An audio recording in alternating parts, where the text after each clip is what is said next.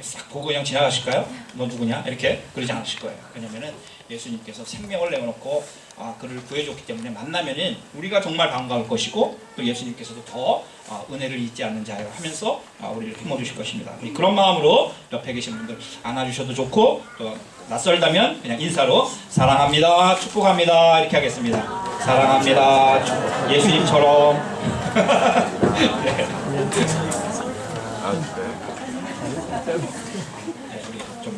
우리가 한국 사람은 앉는 게 좀 낯설지만이 이제 그것도 좀 배워야 돼요. 기술적으로 다 해야 됩니다. 오늘 또 이제 좋지 않은 시기에 우리가 예배에 나왔고 또 우리 좋지 않은 시기에 사경회가 있는 것 같아요, 그죠? 여러분들 아실 것입니다. 독일에는 축구가 종교예요. 그 수준인데 그걸 다 이겨내고 나오신 여러분들 하나님께서 갑절에 축복해 주실 줄 믿습니다. 잊으세요. 거기에 목숨 걸면 안 됩니다. 그리고 한 주간 쫙 잊으시기 바랍니다. 사경회가 있기 때문에 제가 굉장히 걱정이 많이 되더라고요. 근데 또 여러분들 또 하나님의 놀라운 은혜가 이번 주간에 또 임할 줄 믿습니다.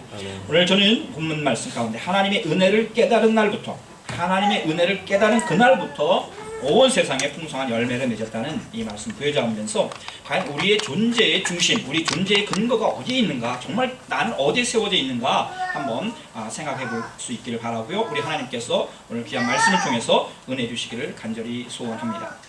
많은 철학자들, 삶에 대해서 생각하는 사람들이 철학자들이죠. 그러나 해답은 없는 사람들이 철학자들입니다. 이게 가장 불쌍한 사람들이 철학자들인데 고민은 하지만 답은 없어요. 근데 우리는 많은 고민보다도 하나님의 해답을 가지고 살아가는 사람들이 바로 우리 신앙인들인 것입니다. 그래서 행복론에 대해서 글을 많이 썼고 저도 이제 글을 찾다 보니까 독일의 모든 CEO들이 가방 안에 넣고 다니는 그 사람의 책이 있다고 합니다. 제가 확인을 안 해봤어요. 어떤 CEO의 가방을 열어보진 않았는데 다 한 권씩 가지고 있는 그런 책이 있는데 그 사람 이름이 도베르리라는 한 사람이라고 합니다. 롤프 도베르리. 예. 우리 스테판 집사님 들어보셨나요? 죄송합니다. 우리 페터도 나만 제가 잘못한 것 같은데 스위스 루테른에서 태어난 이 롤프 도벨리라고 하는 사람이 이제 행복에 대한 책을 썼는데 우리 한국말로도 번역이 되었다고 합니다. Die Kunst des guten Lebens. 52 Revolution의 Wege zum Glück. 52가지의 행복으로 가는 놀라운 길 하면서 이제 좋은 삶을 위한 기술이라는 책으로 이제 아마 이제 에릭 프롬의 이제 흉내를 낸 것 같은데요. 아무튼 좋은 삶을 위한 기술 쉬운 두 가지의 놀라운 그 방법들이 있는데 듣기만 해도 마치 행복해지는 것 같아요. 그대로 하면 될 것 같습니다. 아마 저는 이 사람 책을 이렇게 읽지는 못했습니다. 제가 독일에서 제일 오래된 책방이 뉘른베르크에 있는 거 아시죠? 500년 된 책방이 독일에 뉘른베르크에 있는 거 아시죠? 근데 새 책만 팔아요. 근데 가서 이 사람의 책을 찾아봤습니다. 그랬더니 몇 가지 책이 있더라고요. 근데 사지는 못했어요. 제가 그 값을 보고 뭐 비싸진 않습니다. 10유로 미만인데 아무튼 그 사람의 책을 한번 사서 읽어보고 싶고 또 우리 이제 한번 선물도 하고 싶습니다. 그분의 이 책을 이제 아마 제가 생각하기에 이 책을 쓴 저자가 제일 행복했을 것 같아요. 왜냐하면 이 책이 베스트셀러가 돼가지고 제일 많이 팔렸기 때문에. 근데 좋은 삶에 대해서 이분이 뭐라고 얘기하는지 그 한 문장으로 이 서평을 해놓은 사람의 글을 읽었는데 아주 너무나 단순합니다. 좋은 삶은 대단한 뭔가를 놓고 추구하기 이전에 어리석은 것, 잘못된 것, 멍청한 것, 그것을 피할 때 이루어진다. 이렇게 썼습니다. 이건 아멘 할 건 아닌데. 이건 아무튼 우리 권사님께는 좀 근데 맞는 말이죠. 맞는 말입니다. 이분이 철학자도 아니고 무슨 신학자도 아니고 크리스찬일 수도 있겠죠. 근데 이분은 그냥 CEO였거든. 사업 이제 하던 분이었고 거기서 이제 IT 쪽에서 이제 하고 지금은 도서관, 인터넷상의 사이버상의 도서관을 만드는 그런 분인 것 같은데 아무튼 이분이 생각하는 것은 정말 내가 생각하고 지금 잘못하고 있다. 내가 멍청하게 하고 있다. 내가 또 내가 어리석게 하고 있다는 것을 피하라는 것입니다. 그때 어느 순간 그 얼굴을 드러내고 있는 것이 행복이라는 것이죠. 그런데 생각해 보십시오. 근데 우리가 이 하지 말아야 할 것들, 이 하지 말아야 할 것들을 안 하기가 더 어렵다는 것입니다. 무엇을 하려는 것보다. 그러면서 이 사람이 얘기하는 얘기는 좋은 삶을 살고 싶은가? 간단하다. 불행은 피하고 행복을 늘려라. 너무나 당연한 얘기지만 이 간단한 방법이 어려운 것은 많은 이들이 정작 불행을 줄이는 데 신경을 쓰지 않는다는 것입니다. 자기를 어리석게 나아가는 그 불행을 줄이지 않고 그것을 더 늘려가면서 행복하기를 원한다는 거예요. 우리 한국 책도 길게 이렇게 하지 않고 불행을 피하고 뭐 어쩌고 그런 식으로 불행을 피하고 행복을 늘려라 이런 식으로 이제 번역한 것 같습니다. 저는 이 노벨리에게 한번 물어보고 싶어요. 롤, 당신은 행복하십니까? 아마 그러면 이 사람도 멈칫멈칫하면서 아닌 것 같다고 얘기할지 모르겠어요. 우리 자신들 모두 다 하나님의 축복 가운데 살기를 원합니다. 행복하기를 원합니다.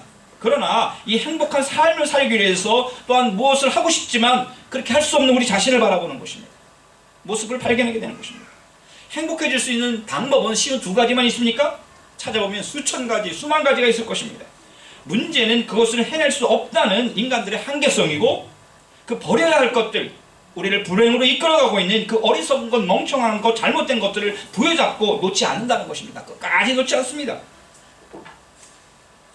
그러면서 우리들은 그냥 스쳐가는 한 가지 의미 없는 행복을 가지고 자기 신을 속이고 다른 사람을 속이고 나는 행복하다며 말하면 자기를 위로하면서 살아가고 있는 것입니다.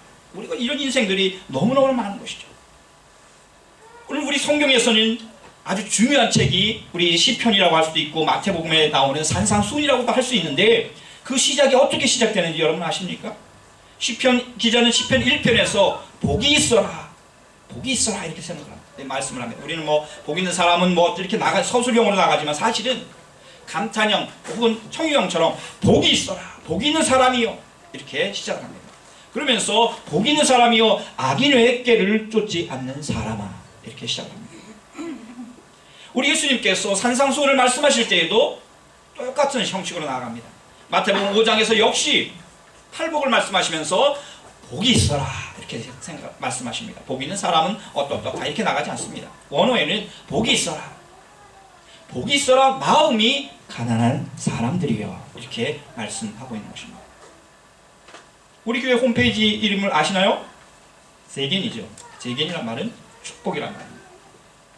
저는 우리 사랑하는 성도들이 우리 교회 홈페이지 들어올 때마다 그 티펜을 할 때마다 제겐 축복하는 마음으로 들어와서 함께 글을 나누기를 소원해서 그렇게 이름을 지었습니다. 저는 우리 사랑하는 성도님들이 정말 하나님의 축복 가운데 행복한 삶을 살았으면 좋겠습니다. 과연 우리가 이런 마음을 뭐 다 가지고 있는데 우리가 그렇지 않은 것, 그건 무엇이 그럴까요?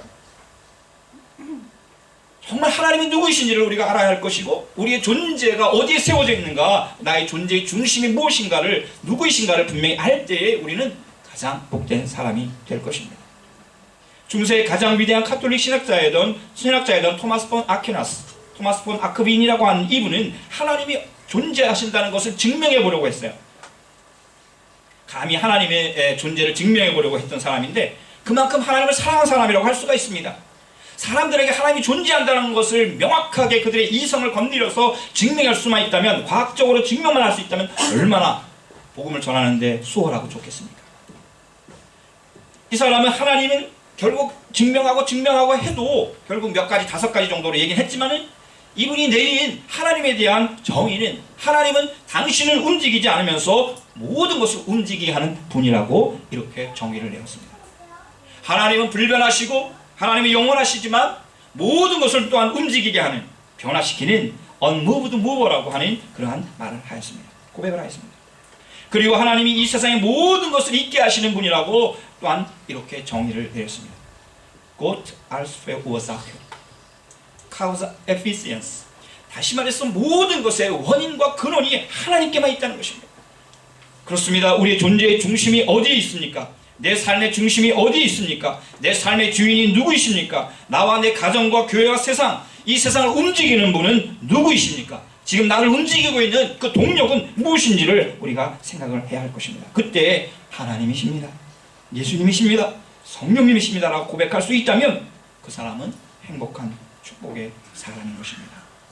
우리가 하나님 진리의 말씀, 철학적이고 세상적인 그러한 가치 기준관들이 맞닿을 수 있는 그 자리지만 거기까지 가지 않으면 다른 것은 의미가 없는 것입니다. 사도 바울 선생님은 오늘 본 말씀을 통해서 그 대답을 얻었던 것입니다. 얻은 것을 알고 우리들에게 말씀하고 있습니다. 우리들의 존재 중심에는 하나님이 계시고 창조주 하나님이 계시다는 것입니다. 그래서 이 사도 바울은 영적인 이 진리를 알았기 때문에 어떤 공허한 철학적 이론이나 생활의 지혜를 말하지 않았습니다. 저는 바울이 헬라, 그리스, 로마의 그런 또한 헬라의 그런 놀라운 철학 지식들로도 이 사람이 잘 무장된 사람이었을 거라고 생각합니다. 그리고 그는 합리적인 사람이었을 거라고 생각합니다. 왜냐하면 하나 1점이라도 변하면 율법 말씀으로 살아야 되기 때문에 그는 법을 따르는 사람들은 얼렁뚱땅해서는 되지 않은 것입니다. 그러나 그는 그것을 말하지 않았습니다. 바로 나의 생명 되시는, 우리의 생명의 근원 되시는 하나님으로부터 모든 은혜와 평강이 온다는 것은 그는 알았습니다. 골로새의 이 형식적인 그런 인사말이라고 여러분 생각할 수 있겠지만 바로 이 짧은 1절 2절의 그 인사말씀 속에서 사도 바울 선생님은 하나님과 예수 그리스도와 하나님이 내려주시는 그 은혜와 평강으로 그 성도들에게 나아가고 있는 것입니다. 나의 존재의 근원이 어디에 있고 나의 진정한 은혜와 기쁨과 평강과 삶의 의미가 가치가 어디에 있는가를 사도 바울 선생님은 고백하고 짧은 인사말을 통해서도 고백하는 것입니다. 그리고 사도 바울 선생님은 이 은혜의 날을, 은혜를 깨달은 그날부터 내 삶이 변화되고 정말 하나님 기뻐하시는, 정말 누구도 빼앗아갈 수 없는 그런 행복한 삶을 살아갈 수 있다고 고백하고 있는 것입니다. 여러분이 하나님의 은혜를 듣고서 참되게 깨달은 그날로부터 6절 중반절에 여러분 가운데서와 같이 온 세상에서 열매를 맺으며 자라고 있습니다. 그렇습니다.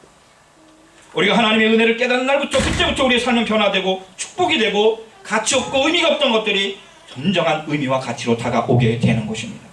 도벨리가 말한 것처럼 멍청한 것, 어리석은 것, 잘못된 것에서 벗어날 수 있는 그 길을 보게 되는 것입니다. 바울은 우리의 존재의 중심이 그리스도 안에 그리스도와 함께 있다고 말씀하고 있는 것입니다. 바울은 자기의 정체성을 소유격을 사용해서 말합니다. 소유격을 사용합니다. 바울은 자기를 그리스도의 사도라고 말합니다. 자기를 누가 보내었는지, 자기의 주인이 누구인지, 자기가 하고 있는 일이 누구의 일인지를 단호히 표현하는 말이 그리스도의 사도라는 바울의 자기 고백입니다. 바울은 평생 그렇게 주인이신, 주님이신 예수 그리스도의 사도로서 주님의 일을 하였습니다. 그는 로마에서 참수형을 당하고 그의 머리가 참수를 당해서 3번이나 튀겼다고 하는 그러한 엄청난 순간에까지도 오직 예수 그리스도가 나의 주님이시라고 하는, 그가 나의 축복의 근원이시라고 하는, 나의 생명의 근원이시라고 하는 그것을 놓지 않았습니다. 그리고 평생 예수님의 보내심을 받은 그 사명, 사도로서의 사명을 다하였습니다. 사도 바울은 행복했던 사람이었을까요? 사도 바울은 정말 행복했던 사람이었을까요? 저는 사도 바울은 정말 행복했던 분이셨다고 생각합니다. 사람들이 바라보기에는, 세상 사람들의 가치 기준을 바라보기에는 어리석고 멍청하고 잘못된 길로 간 사람, 이렇게 자기에게 좋은 교육도 받았고 모든 세속적인 지식도 다 가지고 있었고 누릴 수 있었음에도 불구하고 집 한 칸 없었고 아내도 없었고 자녀도 없었고 떠돌이 생활을 하면서 오직 예수 그리스도의 복음, 그것이 세상 사람들에게 생명을 주는 것이었기 때문에 그것을 위해서 자기의 모든 것까지도 내놓았던 사람이 사도 바울이었습니다. 그는 행복했던 사람이었을까요? 바리새인으로 로마인으로 심한 끈을 가지고 누릴 수 있었습니다. 헬라어에 능통했습니다. 오늘 이 골로새를 헬라어로 썼습니다. 그는 계몽된 사람이었습니다. 그는 무식한 사람이 아니었습니다. 그러나 그 모든 것을 누리며 당당하게 살아갈 수 있는 그 세상적인 것이 아니라 바로 예수 그리스도를 만난 이후에는 그는 완전히 세상적인 가치 기준과는 반대로 살게 되었던 것입니다. 그리스도의 사도가 되었던 것입니다. 자기의 존재 중심의 가치가 완전히 바뀐 것입니다. 내가 예수 그리스도 안에, 예수 그리스도 함께 사는 것이 진정한 하나님의 길이요 축복의 길이라는 것을 그는 알았던 것입니다. 사랑하는 성도님들, 무엇을 하는 것보다 더 중요한 것은 지금 내가 하고 있는 일이 과연 나를 위해 생명을 내어주신 우리 주님의 제자로서, 하나님의 사람으로서 살아가는가 하는 것입니다. 세상은 조속으로 변합니다. 사람 마찬가지입니다. 날씨에 따라서 변합니다. 그러나 변치 않는 이 영원한 진리를, 복음 진리를 우리가 만났을 때에 우리는 그 안에서 우리를 세워갈 때 우리는 흔들림이 없는 축복의 사람들이 될 줄 믿습니다. 골로새 교회 교인들 향해서 그렇게 얘기합니다. 그리스도 안에서 신실한 형제들에게 말씀을 건네고 있는 것입니다. 성도들과의 관계도 그리스도 안에서 이루어져야 합니다. 정말 여러분, 우리 교회가 또한 이 세상에 있는 교회들이 정말 진정으로 예수 그리스도 안에서 맺어진 신실한 그러한 형제들인가 살펴보아야 할 것입니다. 세상적인 가치 기준이 교회 안에 들어오게 되면은 세상적인 집단, 세상적인 모임이 되고 맙니다. 나랑 성격이 맞아서, 나랑 코드가 맞아서, 나랑 고향이 같아서, 나랑 전공이 같아서, 나의 이념적인 정치적 이념이 맞아서, 나에게 무언가 도움을 줄 수 있는 사람이어서, 아니면 나의 영향력 아래 두어서 내 마음대로 할 수 있는, 그래서 내가 높아져 보이게 하려고 하는 이러한 세속적인 탐욕들이 있다면 그것은 교회로서의 가치를 갉아먹는 것입니다. 다 아닙니다. 예수 그리스도 안에서만 우리의 존재의 중심이 세워져야 할 것이고, 교회가 세워져야 할 것이고, 우리의 가정이 세워져야 할 것입니다. 그때만 비로소 신실한 믿을 수 있는 믿음이 가득한 형제 자매라고 부를 수 있는 것입니다. 사도 바울은 그렇게 지금 골로새 교회 성도들을 부르고 있어요. 신실한 형제 자매들에게, 골로새 교회 성도들이요, 그들의 데피니션을 그렇게 내리고 있어요. 그리스도 안에 있는 신실한 형제들이요. 사랑하는 성도 여러분, 골로새 교인들을 위해서 사도 바울 선생님이 기도할 때 또한 감사를 드리는 본문이 3절에서 8절까지의 말씀입니다. 골로새 교회의 성도들은 믿음, 소망, 사랑이라고 하는 이 놀라운 우리 믿음의 사도 바울 선생님이 늘 말씀하시는 이 트리아스 글라우벤, 신앙의 3단 단계, 호프능, 리베, 이 트리아스라고 하는 이 세 가지 3단 양식을 가지고 늘 얘기했습니다. 우리가 온전한 믿음에 세워져 있는가를 보려면 믿음, 소망, 사랑을 보면 됩니다. 나의 믿음, 나의 소망, 나의 사랑이 과연 예수 그리스도 안에 있는가 하는 것입니다. 하나님 안에서, 그리스도 안에서 존재의 중심을 세워져가는 사람은 이 믿음, 소망, 사랑이라고 하는 이 복음 진리 안에서 자기 존재를 세워가고 또한 열매로 맺어가는 참된 사람이, 복된 사람이라고 할 수 있습니다. 그리스도 안에서 너희의 믿음과 모든 성도에 대한 사랑, 너희를 위하여 하늘에 쌓아둔 소망으로 말미암으니 곧 너희가 전에 복음 진리의 말씀을 들은 것이라. 복음 진리의 말씀을 듣고 이 믿음과 사랑과 소망 안에서 너희들이 점점 성숙하고 자라가고 있다는 것, 그것에 내가 너무너무나 하나님께 감사한다고 말씀하고 있는 것입니다. 어떤 부를 많이 축적을 해서 좋은 학위를 갖고 세상적인 명예를 얻어서 무언가 잘해서가 아니라 이 믿음, 소망, 사랑, 이 복음 진리를 통해서 세워진 열매를 맺은 이것을 보고 하나님께 감사를 드린다는 것입니다. 사랑하는 성도 여러분, 우리가 기도할 때 무엇을 감사하고 있습니까? 우리가 감사하는 그 감사의 그 기준이 바로 우리의 신앙의 기준이 될 것입니다. 복음은 나를 위해 주신 예수 그리스도의 말씀과 십자가의 구원을 믿는 믿음으로부터 시작되는 것입니다. 하나님의 말씀, 예수 그리스도의 그 십자가의 사랑, 그것을 믿음으로 받아들이고 나의 것이 되게 하는 그 순간부터 우리들의 삶은 시작되는 것이죠. 믿음이 없으면 사랑도 소망도 없습니다. 예수 그리스도를 믿는다는 것은 그 믿음의 내용은 하나님의 사랑이기 때문에 그렇습니다. 그분의 사랑을 믿고 받아들이는 것이 믿음입니다. 그러므로 예수 그리스도를 믿는 것과 그분의 사랑은 동시적인 사건인 것입니다. 그러므로 진정 예수 그리스도의 사랑을 받은 사람은 그때부터 서로 사랑할 수 있는 것입니다. 모든 성도에 대한 누구를 한 사람을 제껴놓은 그런 사랑이 아니라 모든 성도에 대한 완전한 100%의 사랑을 시작할 수 있다는 것입니다. 골로새 교인들은 그렇게 사랑했습니다. 바울은 그것을 듣고 알았습니다. 존재의 중심을 하나님께 둔 성도, 그들에게는 또한 하늘나라에 쌓아둔 소망이 있다는 것입니다. 골로새 교인들을 통해서 바울은 그것을 알았습니다. 우리가 이 땅에 소망을 둬야죠. 이 땅에 무엇인가 가치 있는 일이 있기 때문에 그것을 통해서 하나님께 영광을 돌리기 위해서 살아가지만 그 소망을 뛰어넘는 영원한 하늘에 쌓아둔 하늘의 소망을 또한 두어야 할 줄 믿습니다. 이렇게 할 때 우리가 진정한 감사 하나님께 드릴 수 있는 것입니다. 이 믿음, 소망, 사랑이 복음이었고 이 복음 진리를 듣고 또한 깨닫고 그 다음부터 성장해서 온 천하의 열매를 맺을 수 있었다고 사도 바울 선생님은 그들을 칭찬하고 있습니다. 복음 안에 존재를 세워가는 사람은 성장하고 열매를 맺습니다. 이 열매가 나의 자녀일 수도 있습니다. 나의 친척일 수도 있습니다. 나의 부모님, 아직 예수님 안에 들어오지 않으신 그 부모님이 바로 나의 첫 열매가 될 줄 믿습니다. 나의 자녀들이 나의 첫 열매가 될 줄 믿습니다. 굳은 믿음을 가지고 나아갈 때, 간절한 마음을 가지고 갈 때 바로 놀라운 하나님의 축복이, 은혜가 시작되는 것입니다.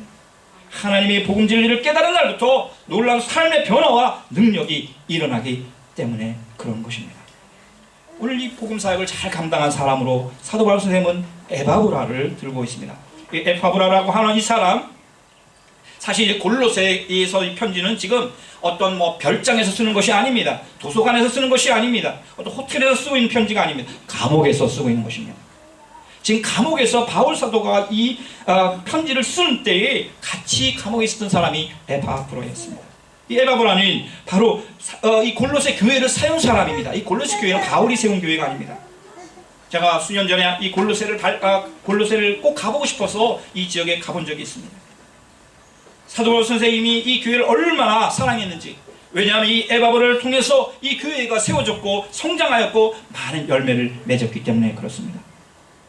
완벽한 교회, 부족하지만 그 가운데서도 신실한 교회를 찾으라고 하면 골로새 교회, 에베소 교회를 찾을 수 있을 것입니다. 골로새 교회의 사랑을 바울이 성령 안에서 들었다고 했는데 어떠한 사랑을 들었겠습니까? 결국은 사도 바울의 선교사역에, 바울의 선교사역에 동참해준 그 사랑이었을 것입니다. 에바브라가 성령 안에서 골로새 교인들에게 이 사랑을 알게 해주었다고 말씀하고 있는 것입니다. 이 에바브라는 정말 우리와 함께 종된 사랑하는 에바브라라고 바울이 칭찬하는 사람이었습니다. 너희를 위한 그리스도의 신실한 일꾼이라고 표현하고 있습니다. 에바브라 역시 바울처럼 그리스도 안에 자기의 존재 중심을 세워가며 행복해한 사람이었을 것입니다. 사랑하는 성도 여러분, 이제 우리 자신이 바울처럼, 또한 골로새 교회 성도들처럼, 에바브라처럼 하나님 안에서, 그리스도 안에서, 믿음, 소망, 사랑, 복음 안에서, 성령 안에서 자기를, 또한 자녀들을, 가정을 세워나가는 그런 축복의 사람들, 또한 우리 교회가 될 수 있으면 좋겠습니다. 이 은혜가 충만하신 우리 사랑하는 성도님들이 다 되시기를 예수님의 이름으로 간절히 축원을 드립니다. 아멘. 사랑이 풍성하신 아버지 하나님, 감사합니다. 저희 뉴르베게랑인 한인교회를 세워주신 아버지 하나님, 수많은 하나님의 자녀들, 은혜와 평강이 충만하게 하시고 또한 신실한 하나님의 사람들 날마다 보내주신 하나님 은혜 감사드립니다. 이제 에바브라와 같은 저희 모두가 되게 하시고 성령 안에서 사랑을 전하는 축복의 사람들 되게 하여 주시옵소서. 감사합니다. 예수님의 이름으로 간절히 축복하오며 기원하옵나이다. 아멘.